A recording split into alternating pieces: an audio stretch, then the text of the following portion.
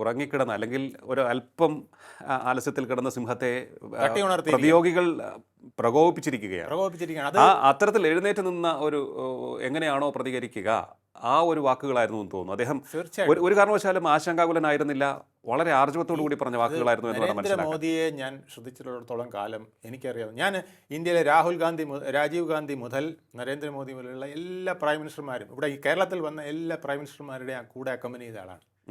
അവസാനം 2017 നരേന്ദ്രമോദി വന്ന് എൻ്റെ ഗസ്റ്റ് ഹൗസിൽ താമസിച്ച് ആ മുറിക്കകത്ത് ഞാൻ കയറി അദ്ദേഹത്തോട് സംസാരിച്ചതാണ്.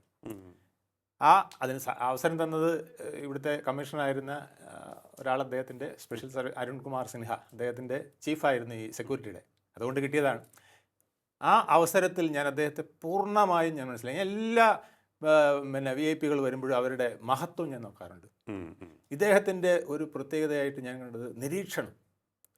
നമ്മൾ അദ്ദേഹത്തിൻ്റെ മുറി കയറിയാൽ അദ്ദേഹം എൻ്റെ കൈ എങ്ങനെ പോകുന്നു, മുഖം എങ്ങനെ പോകുന്നു, വാക്ക് എങ്ങനെ വരുന്നു എന്നുള്ളത് നിരീക്ഷിച്ചുകൊണ്ടേയിരിക്കും.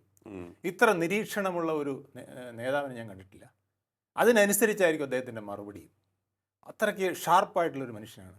ഒരുപക്ഷെ മഹാത്മാഗാന്ധിക്ക് ശേഷം ഇന്ത്യയിലെ ഗ്രാമങ്ങളെയും നഗരങ്ങളെയും മുഴുവൻ ജനതയെയും ഇതുപോലെ ഹഠാത് ആഗ്രഹിച്ച ഒരു നേതാവുണ്ടോ എന്ന് സംശയമാണ്.